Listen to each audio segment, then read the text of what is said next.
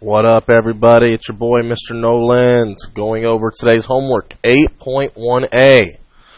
So, first question, what is a variable? A variable is a symbol usually a letter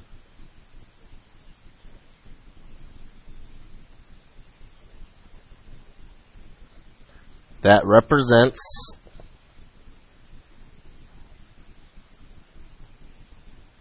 an unknown number.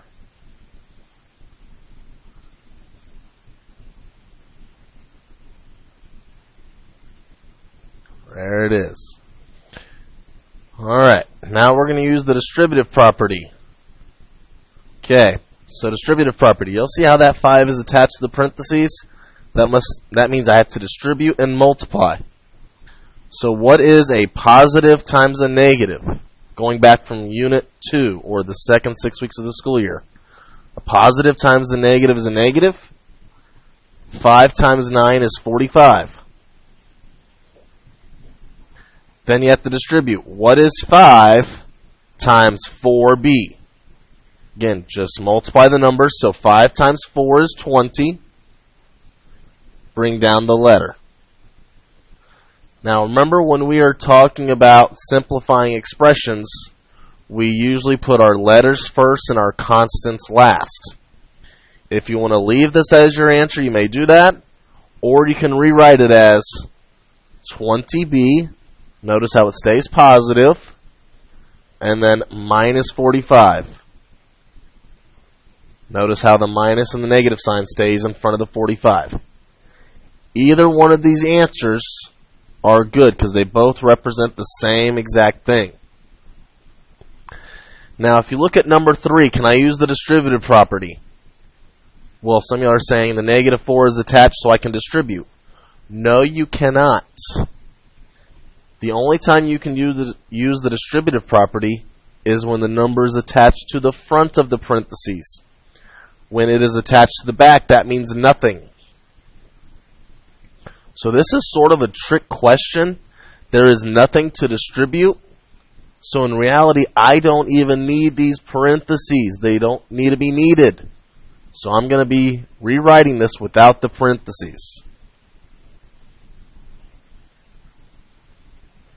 Now, are there any like terms that I can combine? Well, yes, there is. I have two constants. I have a negative 7, and I have a negative 4. I didn't touch the 3x, so bring it down. Now, if you owe me $7 and you borrow 4 more, you now owe me $11. And this is your final answer. It can't be simplified any lower. Alright, let's look at number 4. A negative times a positive is a negative. 8 times 7 is 56. Bring down the x with it. What is a negative times a positive? Again, that's a negative. What is 8 times 6? Well, that's 48. And now bring down the y. Now, what's a negative times a negative? Well, that's a positive. What's 8 times 2? Well, that's 16. The plus 4 on the back, add it to the back. Now, are there any like terms that I can combine? Well, this is the only one with an x. This is the only one with a y. Oh, but look, I have two constants here. I can combine these two constants. So the negative 56x I cannot touch. Minus 48y I cannot touch. And 16 plus 4 is 20. Well, guess what, guys? That's your answer. It can't be simplified any further.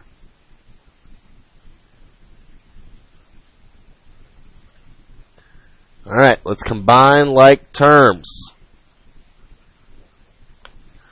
Alright. If you look at number 5, are there any like terms that I can combine? Well, yes, there is. Alright, well, what comes first in the alphabet? X or Y? Well, X comes first. So since this is the only X, bring it down. Now let's do our Y's. 14Y plus 22Y, that is 36Y. Well, guess what, guys? That's your answer. You can't combine it any further. Alright?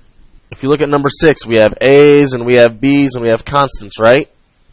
Well, what comes first in the alphabet? A does. So let's do my A's first. I have 11A plus 2A. Well, 11A plus 2A, that's 13A. Let's look at the B's. I got 4B plus 3B. Well, 4B plus 3B, well, that's 7B. Oh, I still have my constant here, plus 5. Bring them down. Oh, guess what? You cannot combine anything else. That is your answer. You're done. Alright, last one. Looks like all I have are constant, an X, a constant, an X, and a constant. So let's do my alphabet first. Do our constants. Negative 15x increased by 4. In terms of money, you owe me $15, but you pay me back 4. Well, that means you still owe me 11. Again, they both have an x in common, so I put the x. Now look at your constants. What is 9 plus 8? Well, 9 plus 8 is 17. What is 17 minus 7? Oh, well, that's 10. Again, you cannot combine anything else.